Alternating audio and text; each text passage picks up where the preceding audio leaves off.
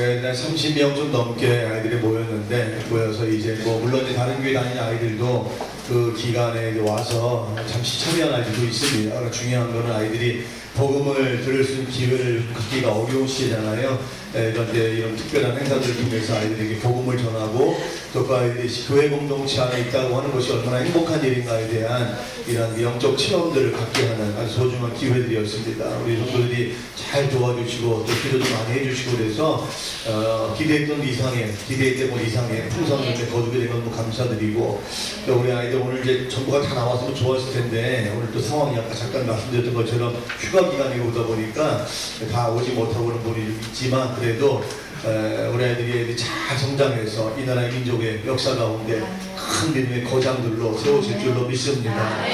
중단 없는 기도가 필요합니다. 행사하고 나서 또 잊어버리는 게 아니라 계속 관심 갖고 여러분들 기도해 주셔야 되는 문제고 또 여러분들이 아이 볼 때마다 공동체 안에 들어온 아이들 누구든지 간에 이름을 잘 몰라도 상관없어요. 근데 이 교회 안에 들어와 있는 애들이 왜 들어왔겠습니까? 그러니까 그 교회 안에서 발견되는 아이들은 누구든지 간에 예뻐해 주시고 칭찬해 주시고 그것이 아이들이 믿음 안에서 잘 자랄 수 있는 좋은 그런 은혜의 기회니까 그런 방법들을 잘 사용해 주시 부탁을 드립니다. 찬양 너무 예쁘게 율동을 잘했는데 중간에 우리 유민이를 시험 들게 해가지고 좀 잘 좀 배려를 좀 하죠. 짝을 좀 맞춰주지. 걔가 얼마나 무한했겠어요. 짝 찾아가는 자기 혼자 그래도 한복판에 태어나가지고 또 그런 게 또 재미있죠. 또 그죠? 어쨌든 오늘 귀한 찬양 또 이런 영상에 보고 너무 감사드리고 수고한 교사들 우리가 조금 격려해주면 좋겠습니다. 우리 교사들이 정말 더운데 땀 흘려도 수고해요. 특별히 이번에 우리 중고등부 학생들이 말 그대로 협력교사로 열심히 땀 흘려줬거든요. 우리 교사들을 위해서 우리 부목사님과 교사들 위해 박수 한번.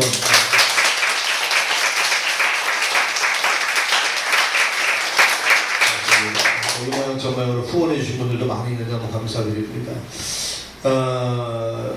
오늘부터 여러분들 이제 그 부흥에 관련된 시리즈 설교 말씀 드리려고 그러는데 사실 더울 때 처지기 쉽잖아요. 그죠? 몸도 처지고 마음도 처지고 의욕도 잃고 그냥 만사가 귀찮고 그럴 때 아닙니까? 그래서 아까 아이들처럼 시원한 거 먹고 싶고 시원한 데 가서 그냥 다 잤으면 좋겠다. 그런 때에 사실 우리 신앙생활을 한다는 게 가장 어려울 때입니다. 선선한 바람도 불고 상황과 여건이 좋으면 신앙생활 할 때도 좀 힘이 나는데 너무 춥거나 또 너무 덥거나 이러면 사실은 모이는 것 자체가 사실 기적일 정도로 그렇게 우리가 신앙생활하기 어렵거든요. 이거 어쩔 수 없어요. 우리 인간의 육신을 입고 살아가고 있기 때문에 이 육신과 상황, 이 환경에 지배를 받을 수밖에 없거든요. 그렇지 않고 우리가 관계없이 우리의 믿음을 지킬 수 있다면 얼마나 좋겠습니까? 그런데 오늘 아까 보니까 우리 안대서던 장로님조차도 너무 더우시니까 이 밑으로 내려오셨더라고요. 그래서 왜 내려오셨나 했더니 너무 더워서 안대를 볼 수가 없다고. 그래서 제가 올라가 봤더니 정말 숨을 쉴 수 없을 정도로 콱콱 막히더라고요. 그래도 너무 더운 이런 때에 여러분들 믿음을 지켜서 주 앞에 나온다는 것 자체가 기적이고 큰 믿음으로 인정받는 줄로 믿습니다. 그러나 우리가 그렇다고 해서 이 정도에서 머물지 마시고 우리 몸도 마음도 영혼도 갑절로 부흥해서 이러한 데 오히려 영적으로 더 강력해지는 믿음의 역사를 써갈 수 있는 여러분 되시기를 바랍니다. 그래서 사실 무더운 여름을 어떻게 지내갈까 이렇게 고민하면서 기도하다가 하나님께서 부흥에 대한 주제를 주셨고 그래서 다시 한번 우리가 영적으로 이렇게 또 육적으로 덥고 힘들고 어려울 때 처지지 말고 오히려 영적으로 우리가 재무장하고 그리고 도약할 수 있는 그런 기회가 됐으면 좋겠다. 그런 마음에 감동이 있어서 아마 8월달, 9월달 한 2달 정도는 이 부흥에 관련된 말씀을 아마 드리게 될 겁니다. 그리고 자연스럽게 이제 추수의 계절 10월로 넘어가면서 우리가 어떻게 우리 삶을 열매 맺을 것인가에 대한 말씀으로 이렇게 전환하고 연말에 가서는 우리 1년을 다시 재평가하고 마무리하고 또 새해를 준비하는 이런 관점에서 말씀을 드리려고 생각하고 있습니다. 어떤 성을 여러분들 부흥에 대한 말씀을 드리려고 하는데 어떤 성이 오늘 말씀을 통해서 여러분의 몸도 부흥하시고 살찌란 얘기가 아니에요. 여러분들 그러니까 오해하지 마세요. 건강해지시란 말이에요. 그리고 마음도 부흥하시고 우울함들, 걱정들, 짜증들, 불평들 다 떠나가 버리는 거, 이게 부흥이죠. 하늘의 기쁨과 평안함으로 가득 차는 이 부흥의 역사. 그리고 여러분 영혼도 부흥하시고, 그래서 기도함이 더욱 즐겁고, 찬양함이 기쁘고, 말씀 듣는 것이 행복한 그런 영적 부흥도 일어나고, 여러분 가정의 재정적인 부흥도 일어나고, 사업의 부흥도 일어나고, 자녀들이 잘 되는 부흥도 일어나고, 이런 부흥의 역사가 날로 우리 오늘부터 시작되어지는, 아까 그 찬양한 거지요. 나로부터 시작되는 거죠.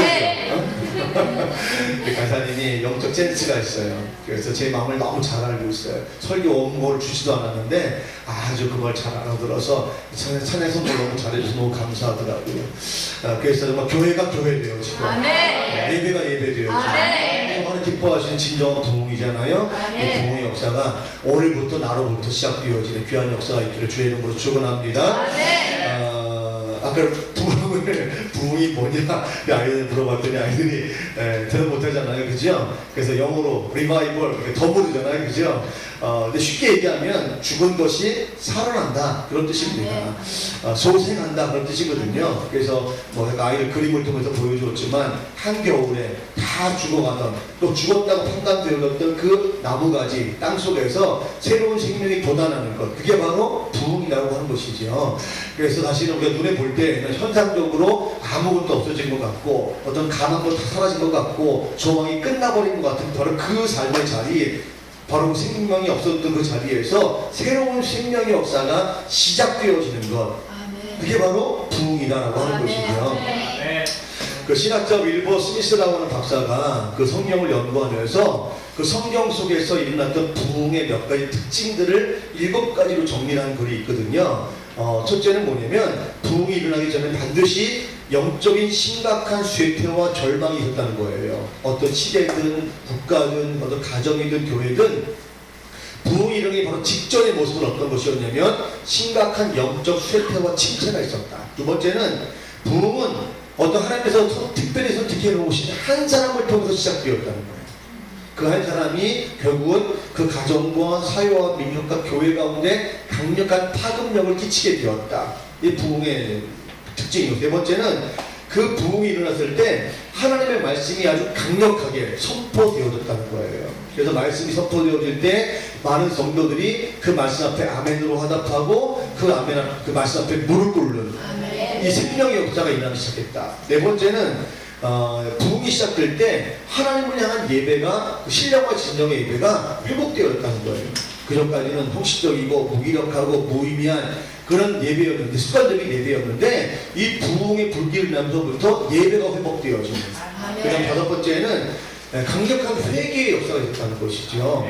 그리고 여섯 번째는 사람들 마음속에, 회개한 이 사람들 마음속에 감출 수 없는 기쁨과 즐거움이 새롭게 경험되어지고, 마지막 일곱 번째는 이 부흥이 단기간에 끝난 것이 아니라 굉장히 오랜 시간 동안 지속되었다고 하는 이 7가지 특징이 나타났다고 하는 것입니다.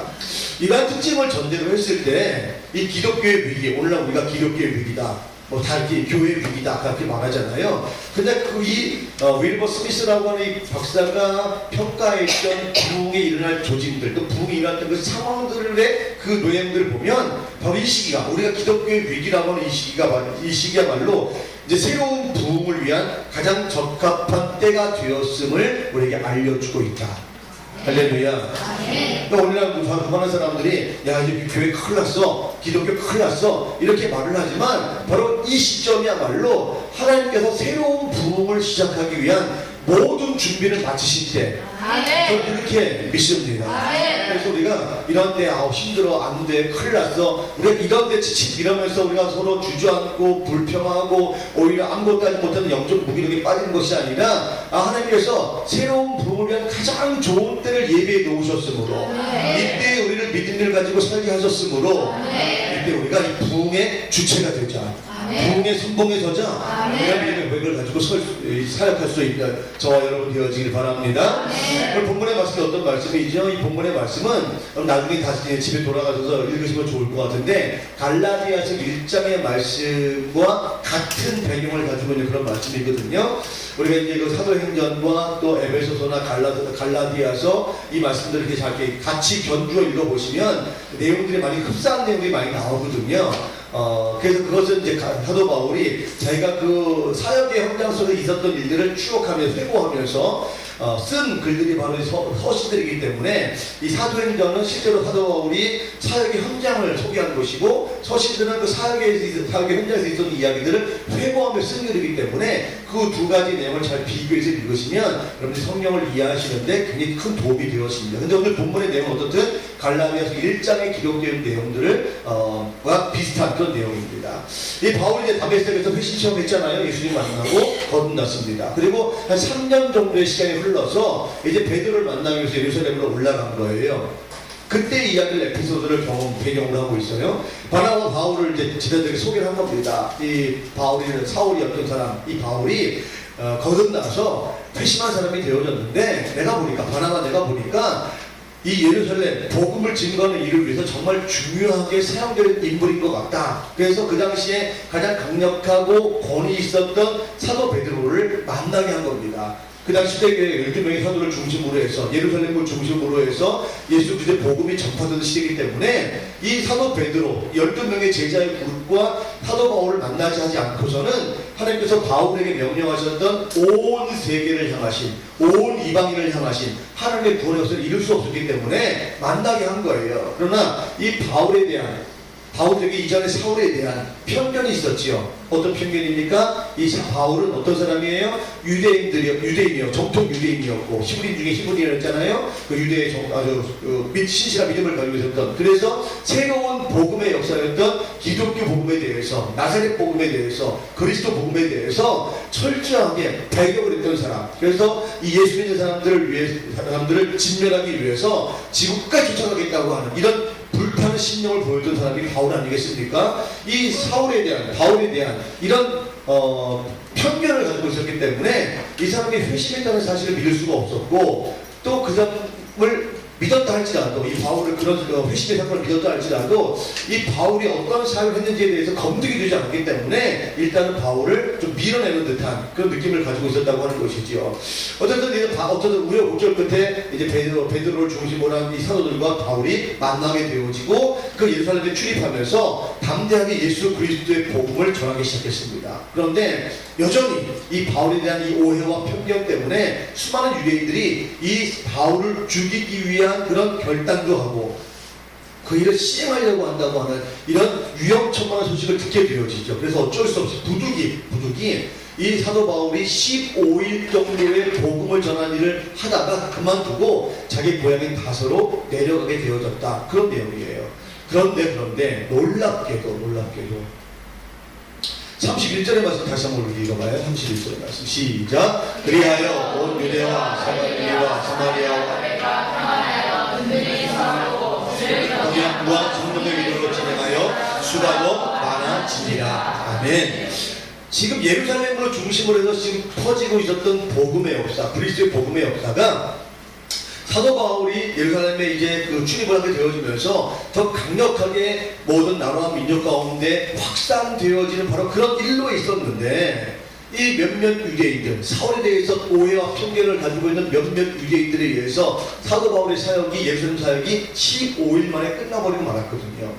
그런데 그렇게 되면 우리가 어떻게 생각하는 게 맞죠? 그렇게 되어져서 어쩔 수 없이 그 복음의 사역이 중단되었더라, 아니면 예루살렘에 머물게 되었더라, 이렇게 생각하는 것이 정상적이죠, 상식적이잖아요. 그런데 성경은 정반대의 이야기를 하고 있다는 거예요. 31절에 그리하여 그랬어요. 이건 무슨 이유가 있다는 거죠. 어떤 이유? 그 이유가 뭐예요? 사도 바울이 15일 동안 복음을 전하고 다시 고향으로 다소로 내려갔는데, 그리하여, 그리고 난 다음에 어떤 결과가 나왔냐면 우리 상식으로는 복음이 전해지지 않는 것이 정상인데, 아니면 복음이 예루살렘 정원에 그냥 머물러 있는 것이 정상인데, 유대 사회에 머물러 있는 것이 정상인데, 성경은 전혀 반대 이야기를 하고 있단 말이죠. 오히려 유대와 갈릴리와 사마리아, 그 교회가 평안하고 든든히 서가고 주를 경외하는 일이 벌어지고 성령의 위로로 말미암아 그 예수 믿는 사람의 수가 점점 많아졌더라. 네. 올라온 일이 아닙니까? 바울에 대한 지도가 편견과 배척으로 인해서 복음을 전하기도 어려웠지요. 그래서 복음이 수용될 가능성도 높지 않았고, 더군다나 복음을 전할 시간이 15일 보름밖에는 되지 않았습니다. 그렇게 짧았다면 그 결과로 얻을 수 있는 열매는 보잘것이 없다, 이렇게 생각하는 것이 상식이란 말이죠. 그러나 성경은 우리가 생각하는 것과는 전혀 다른 이야기를 써가고 있다는 것입니다. 바울이 주 예수 그리스도의 이름으로 담대하게 복음을 전했을 때, 그 짧은 시간, 그 복음을 전했을 때 온 유대와 갈릴리와 사마리아 교회가 오히려 더 평안해지고, 오히려 더 든든히 서가고, 오히려 더 진리의 길로 돌아오는 사람의 수가 많아졌다라고 하는 것입니다. 이것이 복음의 능력이 가져다주는 강력한 결과이고, 부흥의 전형적인 모습인 줄로 믿습니다. 사랑하는 성도 여러분, 이러한 부흥이 지속적으로 일어남으로 인해서 복음은 마침내 유대를 넘어서 사마리아로, 사마리아를 넘어서 로마로, 로마를 넘어서 세계로 확산된 거지요. 오늘 이런 시대, 우리 이 시대, 기독교의 복음의 위기라고 하는 이 시대 가운데 이런 새로운 부흥의 역사가 사도 바울 같은 여러분 한 사람을 통해서부터, 또 우리 보토교를 통해서부터 시작되어지기를 간절히 소원합니다. 그래서 오늘 이 말씀을 드리려고 그러는 거예요.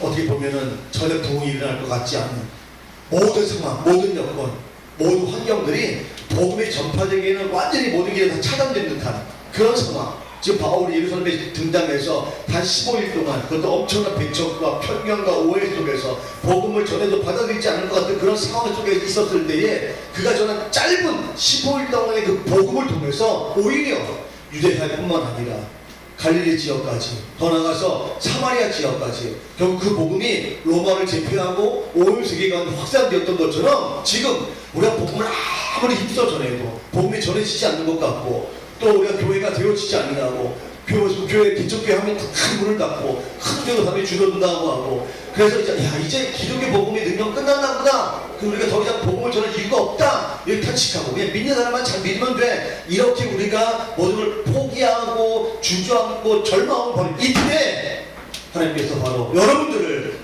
예루살렘에 보내셨던 바울 같은 한 사람으로 사용하셔서 여러분이 전한 복음을 통해서 강력한 부흥의 역사가 다시 이 땅 가운데 나타날 줄로 믿습니다. 제가 그 소원하는 거예요. 그 소원을 가지고 오늘 말씀을 전하려고 합니다. 첫째, 이런 놀라운 부흥의 역사가 어떻게 시작되느냐 하는 말이죠. 어떻게 일어나느냐 말이죠. 첫째는 평안하고 든든할 때, 평안하고 든든할 때 이 부흥의 역사가 일어난 줄로 믿습니다. 바울이 전한 복음이 유대와 갈릴리와 사마리아 교회 성도에게 전해지자 그 삶과 신앙의 자리가 평안해지고 든든해지는 은혜가 발생했다는, 이게 진정한 부흥이라는 거예요. 바울이 복음을 전하던 초대교회 당시에는요, 로마로부터 정치인 탄압이 굉장히 심했습니다. 여러분 다 아시죠? 수많은 순교자가 생겼다는 거. 더불어 유대교와 기독교 그리고 이단 사람들의 충돌로 인해서 종교적인 갈등이 그 교회 안에서 폭발적으로 일어났던 때, 그런 때가 바로 초대교회의 상황이었다는 것이죠. 그러니까 사람들이 오히려 더 삶이 피폐해진 거예요. 서로를 향한 적대감이 심해졌습니다. 언제 폭발할지 모르는 이런 시한폭탄과 같은 일촉즉발의 위기의 상황, 그것이 초대교회의 상황이었습니다. 그런데 이러한 사람과 신앙의 자리에 서 있던 사람들에게 사도 바울이 전한 그리스도의 복음이 들려지자 지금까지 그들의 삶과 신앙의 터전을 붙잡고 흔들어대고 있던 어둠의 세력들이 쫓겨나기 시작했습니다. 정치적인 탄압으로 인해서 불안과 공포로 사로잡혔던 수많은 성도들의 삶 가운데 이 복음의 능력으로 말미암아 평안해지고 기쁨이 찾아온 역사가 나타났다는 거지요. 종교적 갈등으로 인한 대립과 반목과 분노 대신에 이 십자가의 능력 안에서 서로가 하나 되어지고 용서하고 관용하고 서로 긍휼을 베푸는, 그래서 그 가운데 뗄래야 뗄 수 없는 강력한 결속력이 그들 가운데 생기기 시작했다는 것입니다. 사람들이 자발적으로 나서서 우리가 너무 현실이 답답하다, 그래서 이 답답한 현실을 타개하고자 무엇을 했다는 것은 얘기 나오지 않습니다. 국가가 나서서 정책을 개발하고 시행한 것도 아닙니다.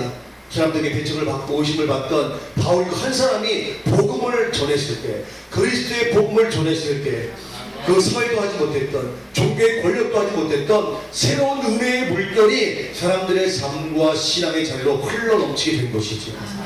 정치적이고 종교적인 이유로 인해서 갈등과 불안으로 가득했던 유대와 갈릴리와 사마리아 교회가 이 바울이 전한 복음으로 말미암아 평안해지고 든든해지는 역사가 있은 줄 믿습니다. 전한 복음에는요, 갈등을 종식시킬 만한 능력이 있는 줄 믿습니다.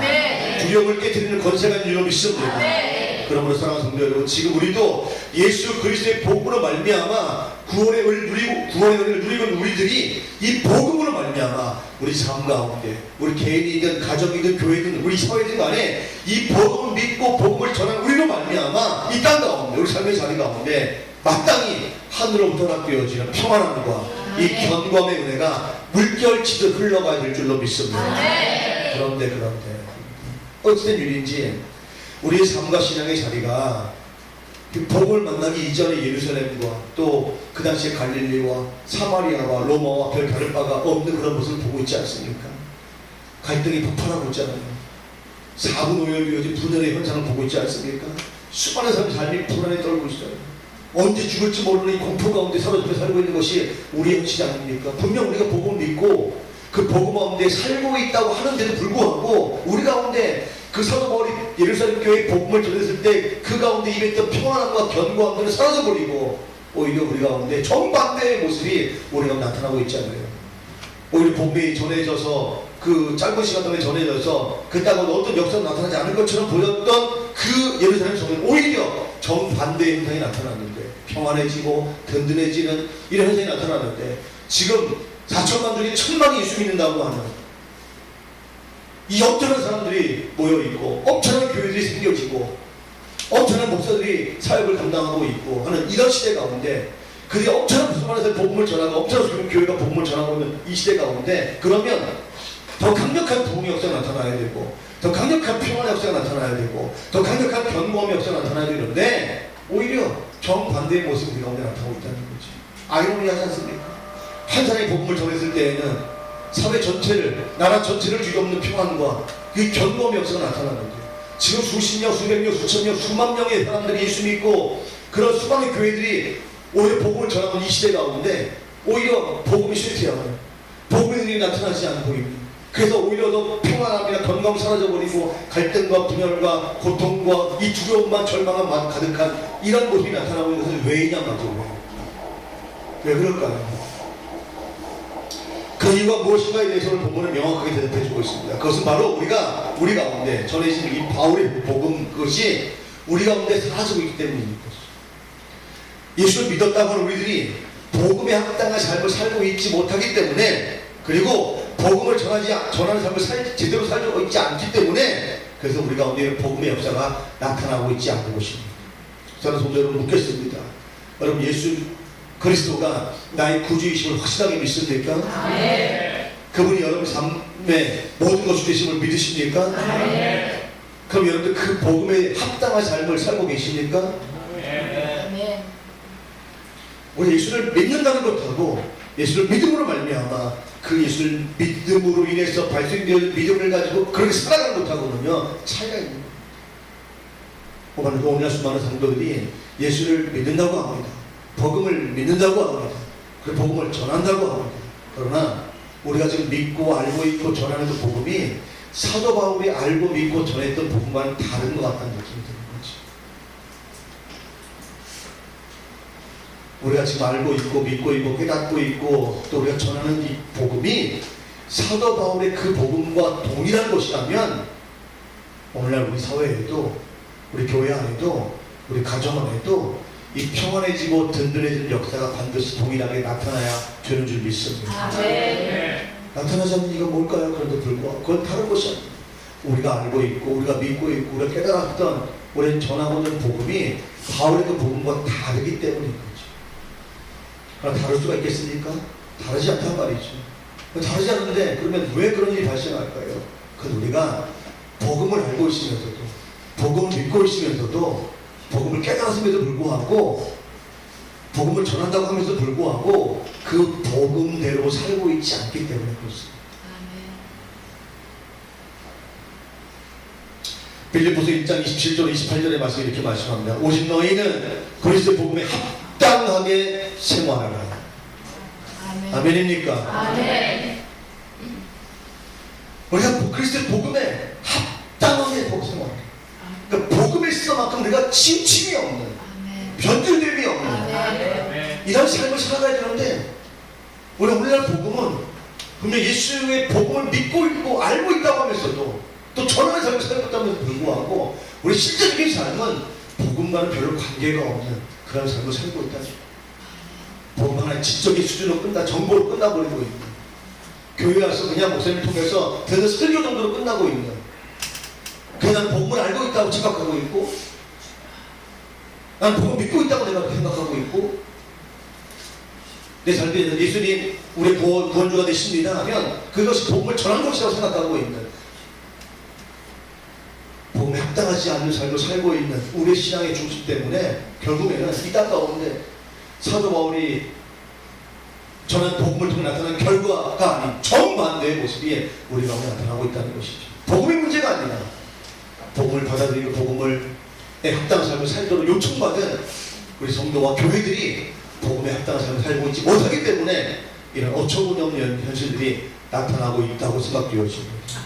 사랑하는 성도 여러분, 그러므로 이제 오늘 말씀을 듣는 여러분들부터 복음에 합당한 삶을 살기 위해서 여러분 결단할 수 있기를 바랍니다. 말씀을 들었다면, 그 말씀을 깨달았다면 그 말씀대로 살아가기 위해서 몸부림칠 수 있는 여러분 되어주시길 바랍니다. 말씀이 기준이잖아요. 말씀이 표준이잖아요. 거기에 나의 생각과 세상의 많은 사회적인 정보들이나 경험들을 가미할 필요가 하나도 없습니다. 말씀 그대로 믿고 말씀대로 살기 위해서 내 자신을 내가 던지면 되는 것입니다.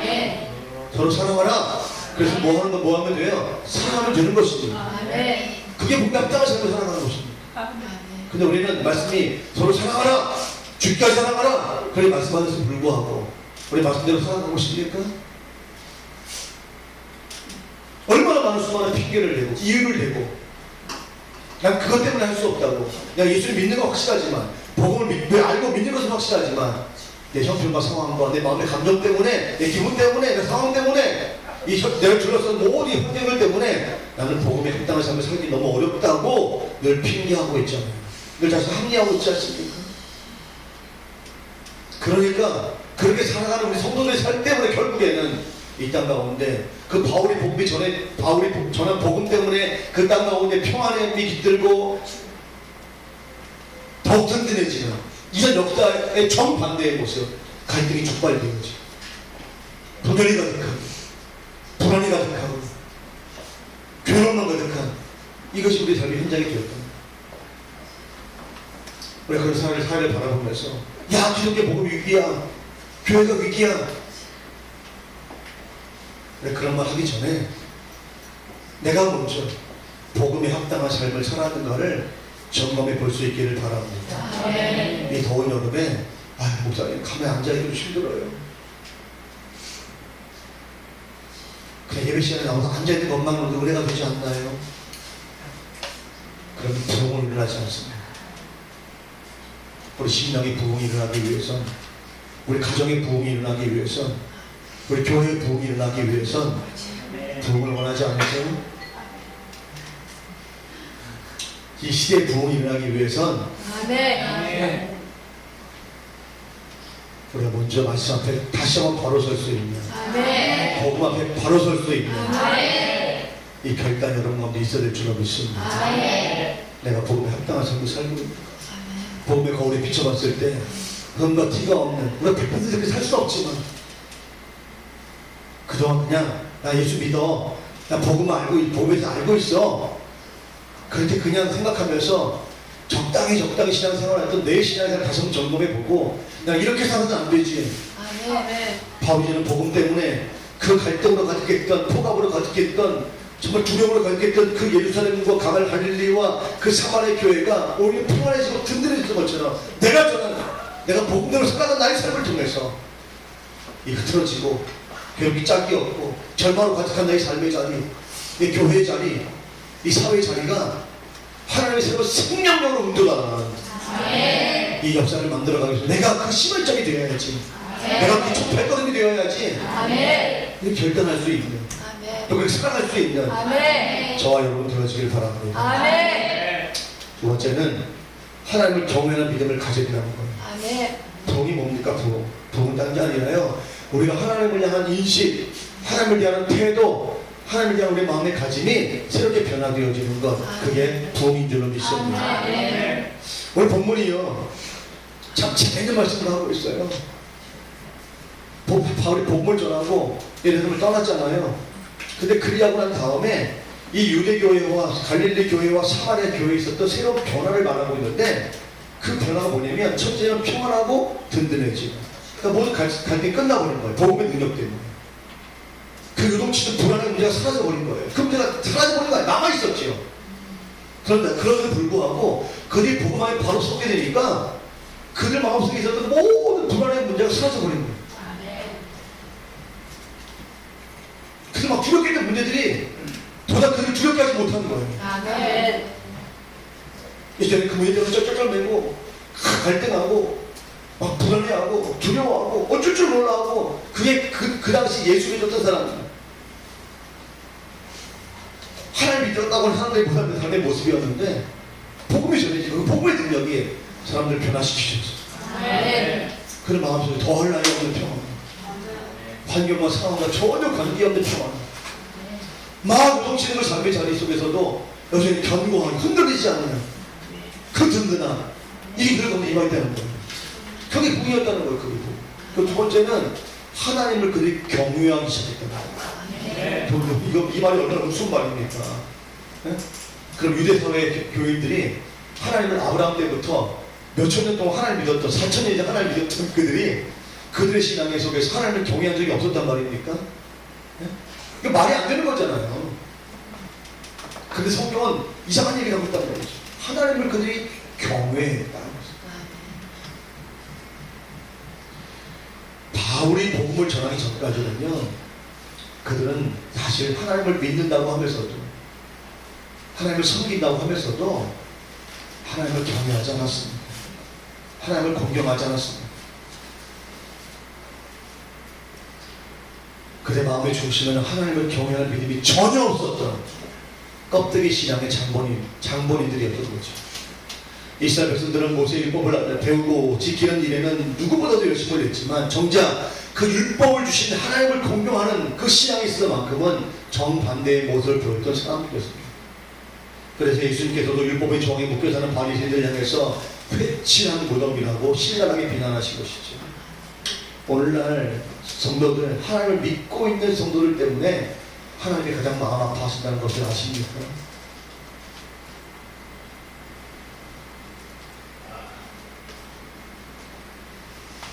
여러분 누구 때문에 가장 속상하죠?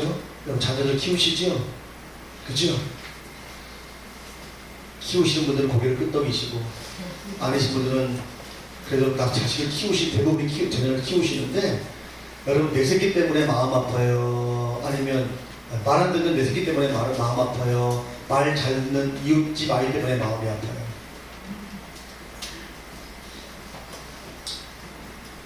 내 새끼인데 말 안 들으면 마음 아픈 거거든요. 남의 새끼가 잘못해도 별로 나한테 마음 아프지 않습니다. 솔직히 얘기해서. 그죠? 여러분 옆동에 살고 있는 철수가 잘못하고 뭐 그랬다고 여러분들 어떻게 하죠? 아 왜 그랬대? 그리고 잊어버려요. 내 새끼가 별 많은 거 잘못하면 그들이 밤잠을 못 자잖아요. 지금 아버지의 마음이 그렇다. 그 당시 사도 바울이처럼 복음을 듣기 이전에 유대인들의 모습이 바로 그랬단 말이죠. 하나님을 믿는다고 모든 사람이 알게끔 화려하게 제사하고 모든 율법을 지키고 모든 제사를 드리고 모든 규칙을 지키고 그랬던 그들 때문에 하나님의 마음이 찢어지지 잡았단 말이에요. 오히려 그들 때문에 복음 안에 들어와야 많은 영혼들이 복음으로 들어오지 못하는 그 일을 바라보시면 하나님은 마음 아파하셨단 말이에요. 예수님께서 그 아버지의 마음을 가지고 그 바리새인들을 향해서 그 당시 잘못된 유대교인들을 향해서 말씀하신 겁니다. 회치라는 겁니다. 이 독살 자식들은 예수님이 성령이 포악하셔가지고 그런 말씀하신 거예요? 아니에요. 너무 안타까워. 내 새끼 잘못하고 있으니까 너무 안타까우시니까 야 이렇게 양한받고 좀 정신 차려서 너희가 하나님의 영광을 드러낼 백성으로 택함받은 거 아니냐. 하나님의 거룩들을 이룰 수 있도록 너희가 특별히 특혜를 받은 거 아니냐.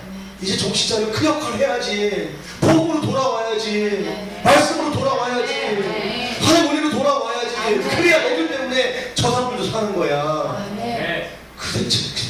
그 안타까운 마음 가지고 아시고 그런 말씀하신 거예요. 근데 오늘날 이 시대를 향해서 하나님의 마음이 그렇단 말이에요.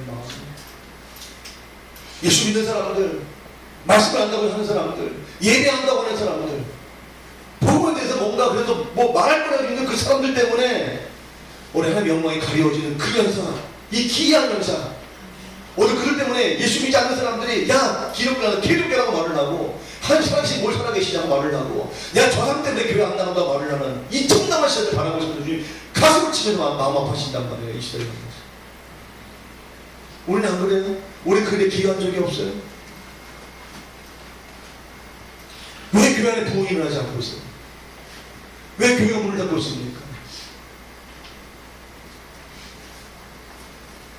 그 사회적 현상 때문에 그런 거예요? 왜 교회학교가 안 된다고 그러죠? 제가 교회학교 관련해서 교단 일을 하고 있는데 모이면 모든 목사님 장로님들이 다 얘기합니다. 요즘 애들을 안 낳아. 여러분 정말 애들을 안 낳아서 교회학교를 쇠퇴하는 겁니까? 문제를 바뀌었다고 생각하지 마세요. 문제는 우리 안에 있는 거예요.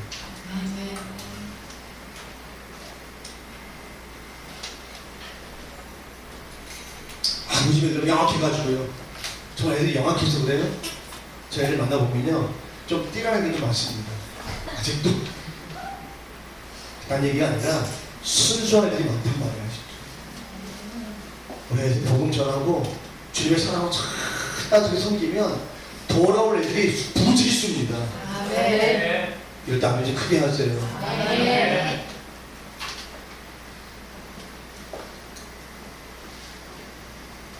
왜 이런 일이 벌어지지 않는 줄 아세요? 우리 성들 마음 가운데 나를 위해 독생자를 예수 그리스도를 이 땅에 보내서 죽이시고 부활케 하신 그 하나님의 그 마음을 우리 가운데 없다고요. 그 하나님을 진심으로 공경하고 그 하나님을 진심으로 경외하는 그 마음의 중심이 우리 가운데 사라져요. 바로 이들처럼 형식만 남았어. 습관만 남아있어. 하나님 이용해서 내가 세상에서 얻을 수 있는 그 무언들을 얻으려고 하는 잘못된 야망만 남아있습니다. 하나님을 공경하지 않는데 하나님께서 그 예배를 받으시겠어요?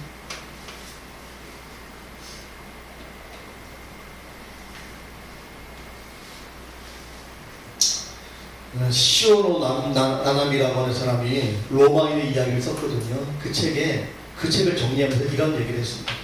이 사람이 이 책 때문에 세계적인 관심을 끌 인물이 됐는데 이 로마의 멸망에 대해 왜 로마가 강력한 제국을 형성했던 로마가 왜 멸망했을까? 이런 얘기를 남겼어요. 로마가 용성할 때는 로마인이 원하는 것과 로마가 원하는 것이 같았으나 쇠퇴기에는 그렇지 못했다. 짧은 문장인데 왜 던져주는 교훈이 많습니다. 용성계의 로마인들은 국가가 원하는 것이 무엇인지에 대해서 관심을 가졌어요. 그리고 그러한 관심이 집중되었을 때에 세계를 제패하는 강국이 되었다는 거예요. 그러니까 국가의 목표가 내 인생의 목표가 된 거지.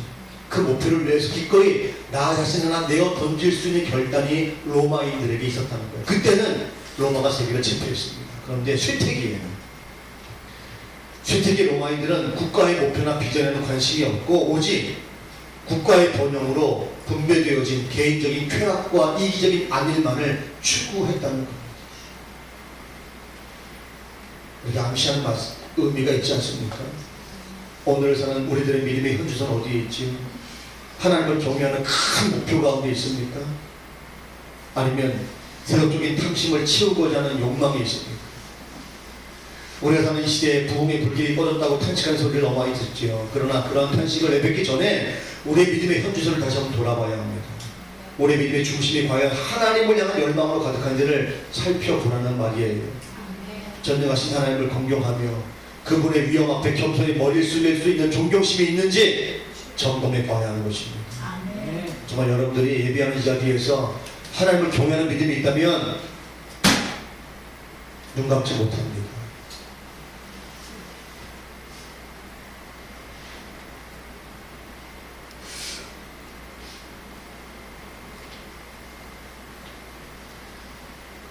이 자리 하나님을 예배하는 자리, 그 위대하신 하나님을 예배하는 자리입니다. 나를 위해 독생자를 보내신 예수님을, 그 예수님을 보내신 하나님의 그 사랑을 감사로 고백하면서 영광을 돌리는 자리인데 어떻게 예배자들이 딴짓을 하고 좋을 수가 있어요. 그럴 수가 없는 거예요. 우리 마음 중심 가운데 하나님을 경외하면 다 잃어버렸단 말이에요, 여러분들. 우리 하나님을 예배하면서, 하나님을 섬기면서 어떻게 딴 마음을 품고 다른 목적으로 해서 일할 수 있단 말이죠. 우리 믿음의 중심을 잃어버리기 때문에 수백 명, 수천 명 모이는 교회, 그런 사람의 모이는 수를 자랑하는 교회들도 사회적인 역할을 하지 못하는 겁니다. 세상을 변화시킬 힘이 없는 거예요. 아까 부흥회에 말씀드릴 때 하나님은 어떤 사람을 사용하신다고요? 수천 명, 수만 명 모이는 교회를 통해서 일하신다고요? 아니요. 하나님을 경외하는 한 사람을 통해 일하십니다. 아멘. 저는 저와 여러분이 그 한 사람 되어기를 간절히 소원합니다. 아멘.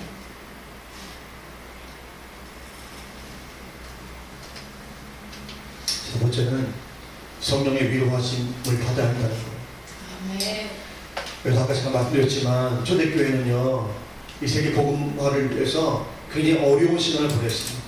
앞에서 잠깐 얘기했던 것처럼 이 야고보 사도의 그 처형부터 시작해가지고 정치적인 탄압이 계속 되어졌고, 또 내부적으로도 거짓 교사들, 선생들로 인해서 복음의 진리가 훼손되어진 일이 비일비재하게 일어났거든요. 막 배교자들이 막 나타나고 당제가 분파로 인해서 교회가 막 소용돌이 쳤습니다.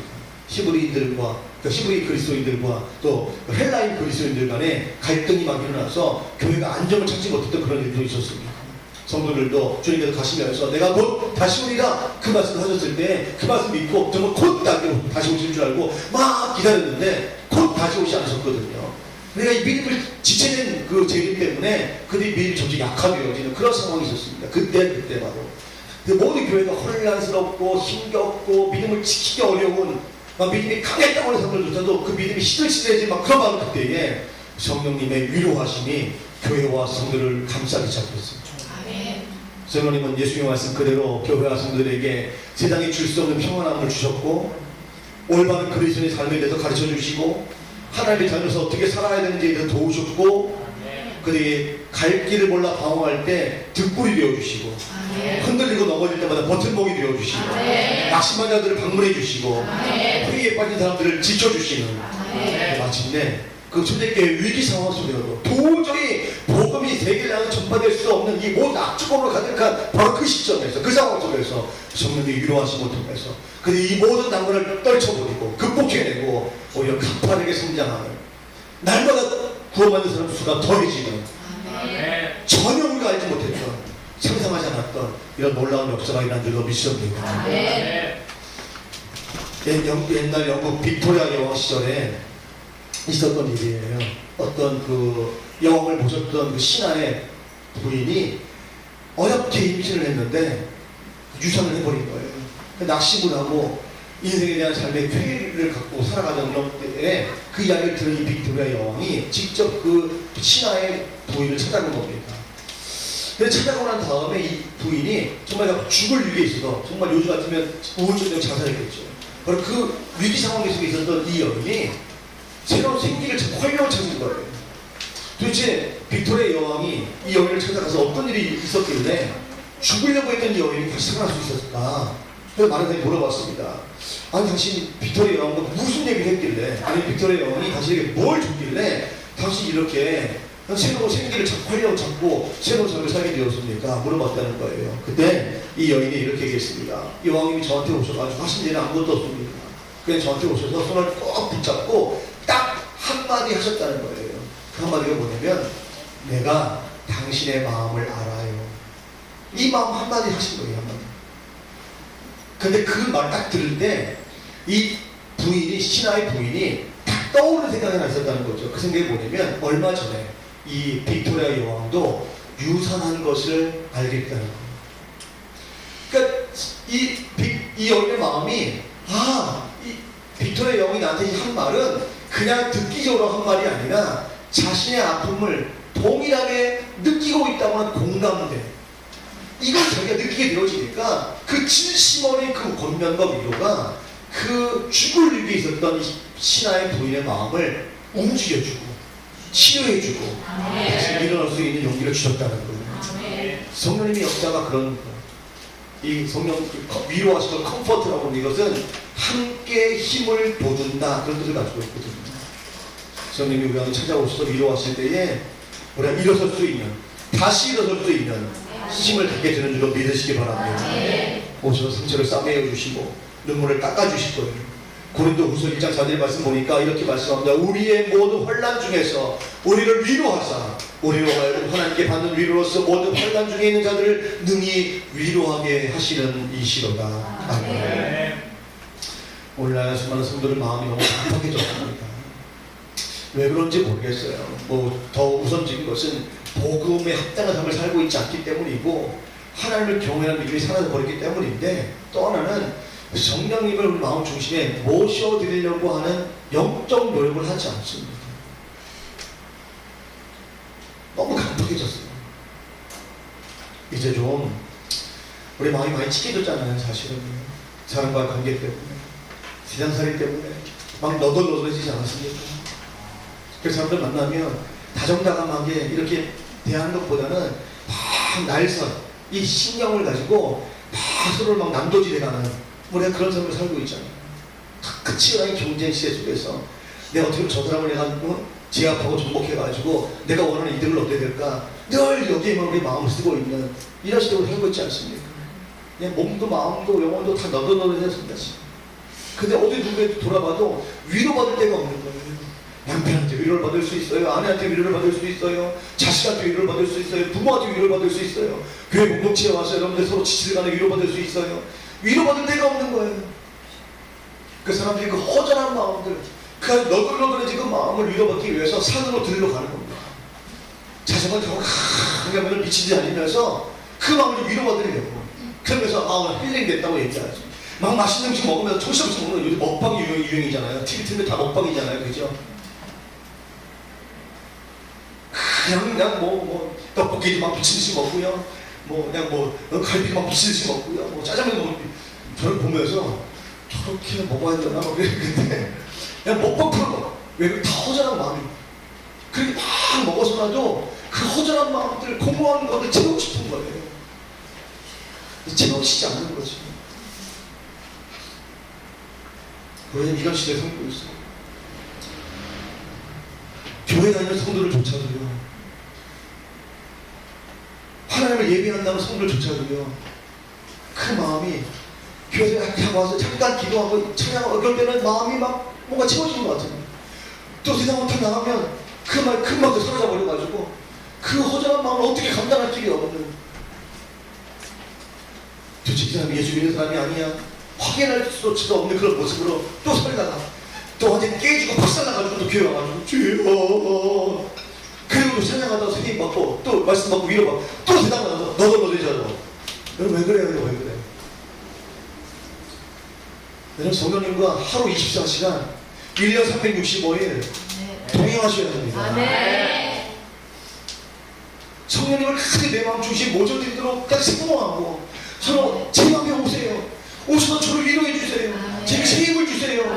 제가 어떻게 할지 모르는데 말려주세요. 늘 이렇게 간구함이 있어야 되는데, 이런 성공함이 있어야 되는데, 교회 와서만 해요. 와서만. 이런 마음에 좀 성령님 모셔드리세요. 여러분이 성령님을 내 삶의 주변에 있어 두지 마시고, 여러분 중심 속에 저님께서 늘 나와 친밀하게 말씀하시는 것을 경험할 수 있게 여러분 되길 바랍니다. 좀 안 오시면 좀 기다려 좀 보세요. 좀 오셔도 내 마음속에 내 마음을 좀 너덜너덜해지고 갈갈이 찢겨진 내 마음을 좀 위로해달라고 좀 구해보세요. 좀 아멘입니까?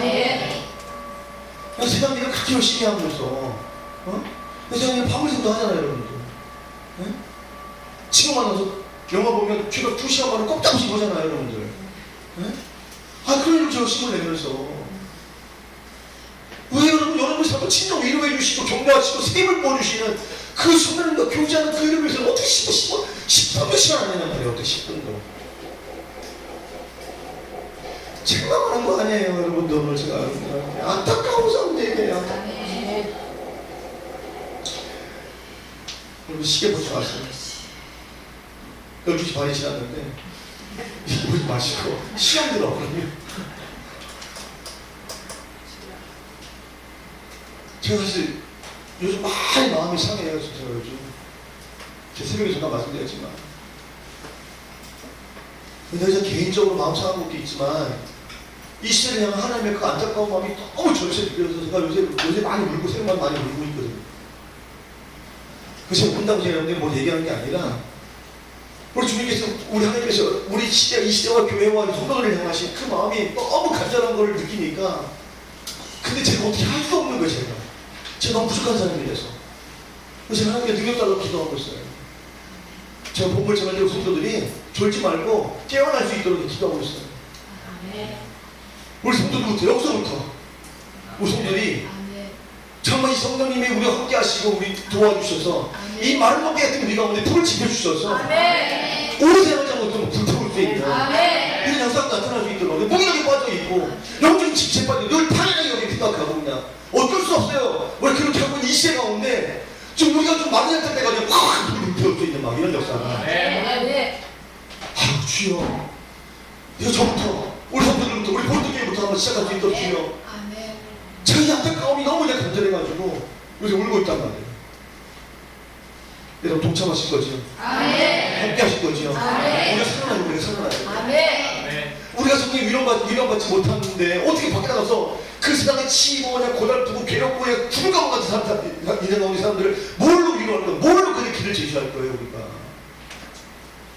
나는 예수님 구원받아서 그냥 천국 가면 되는 거예요. 아니란 말이에요. 여기 도경 하나 볼 건데요. 가요라고 여러분들 그렇게 거룩한 주님의 날 가요를 보다 이렇게 이렇게 하지 말고 그냥 이거 은혜가 되는 거니까 복음이 보는 거예요. 여러분 부르의 명곡이라는 프로그램이 있거든요. 거기에 예전에 윤복희 씨 아시죠? 그 윤복희 씨가 예전에 여러분이라고 하는 노래를 불러서 대중적인 인기를 끌었잖아요. 근데 원래 이것은 윤복희 씨란 고백이거든요. 그 원래 이것이 국제대회에 참석하기 위해서 만든 곡인데 그러기 위해서는 영어가 반드시 들어가야 되거든요. 영어 1절은 우리가 한국 사람들이 이제 1절만 들어서 그걸 우리가 이제 가요로 듣는데 사실 2절은 완전히 신앙 고백입니다. 그 2절을 에일리라고 하는 에일리언이 아니라 에일리라고 하는 그 아주 잘 부르는 젊은 가수가 있어요. 그 친구가 불렀어요. 그 영어를 불렀는데 그 동영상을 잠깐 보여드릴 거예요. 그리고 윤복희 씨가 그 전에 30년 전에 불렀던 그 원곡을 한번 듣겠습니다.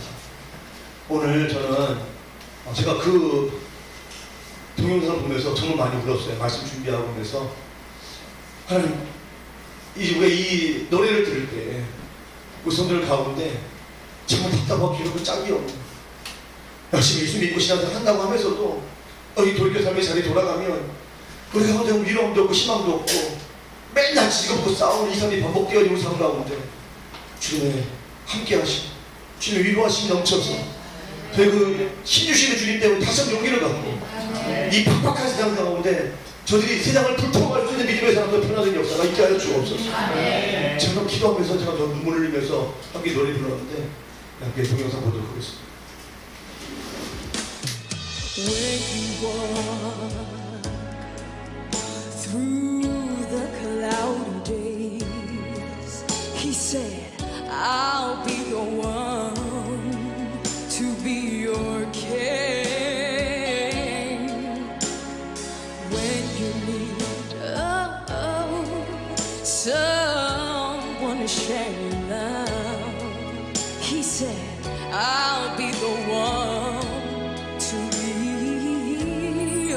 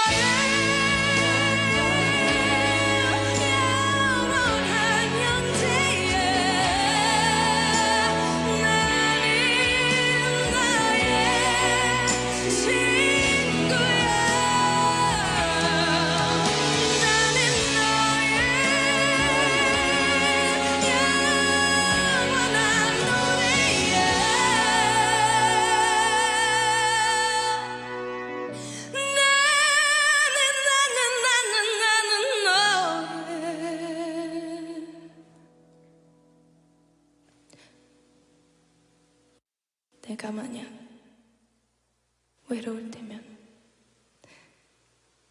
누가 나를 위로해주지? 바로 여러분. When you walk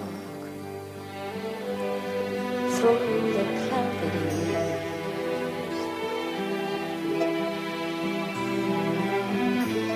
I'll be the one to be your care. You really need someone to share your love. I'll be the one to remember. So smile, look at me. I'll tell you what. Everybody passing through this way. So have a faith and be a told you can start now. Now is the start. This is the way, only way. We've got to go to a higher place. Now is the start. This is the way, and only way. Not in the end. You're what I'm gonna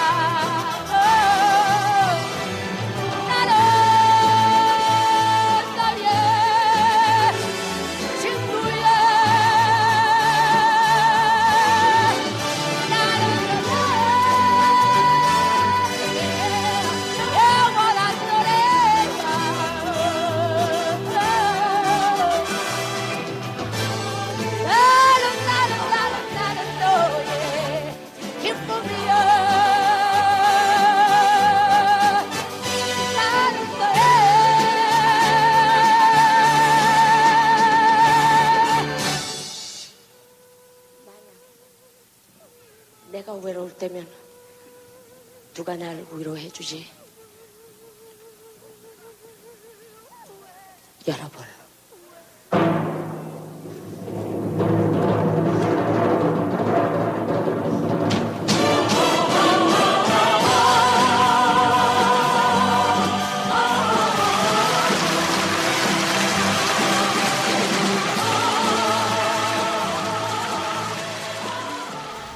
사랑하는 성도 여러분, 오늘 주님께 우리에게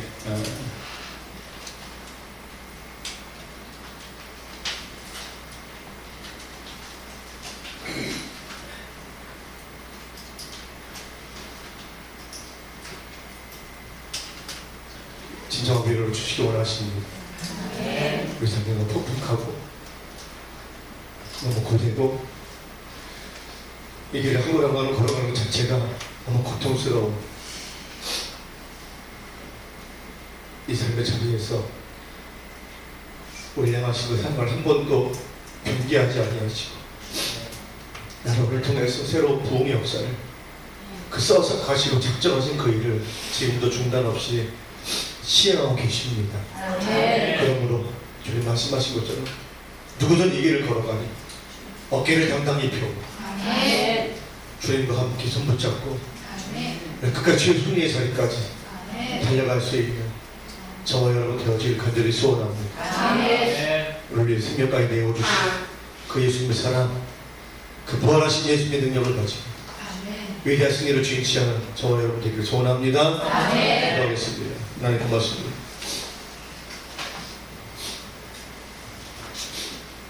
이 시대 부흥이 끝났다고 하는 정말 저희가 듣기 어려운 이런 이야기가 넘쳐나고 있습니다. 예수 믿고 복음 안에 산다고 하는 성도들조차도 교회들조차도 우리 이런 현실들을 당연히 받아들일 수밖에 없는 참으로 영적으로 무기력하고 침체되어진 모습 속에 살고 있습니다. 그러나 주님은 저희를 바라보시면서 아니라고 말씀하십니다. 복음 가운데 바로 세워진 한 사람, 하나님을 경외하고 성령의 위로하신 가운데 살아가는 그 한 사람, 그 한 사람을 통해 얼마든지 우리 가정과 사회와 민족과 세계가 하나님의 나라로 변화되어지는 이 진정한 부흥의 역사를 써갈 수 있다고 다시 말씀하십니다. 내가 너와 함께하리라, 내가 너를 도와주리라, 힘을 내고 용기를 내려 말씀하신 주의 음성을 듣게 하시고 용기를 얻고 다시 한번 믿음 가운데 바로 세워져서 이 침체된 세상 속에 하나님의 부흥의 역사를 써갈 수 있는 믿음의 장본인들로 살게 하여 주시옵소서. 감사합니다. 이 모든 말씀 예수 그리스도의 이름으로 간절히 기도하옵나이다. 아멘.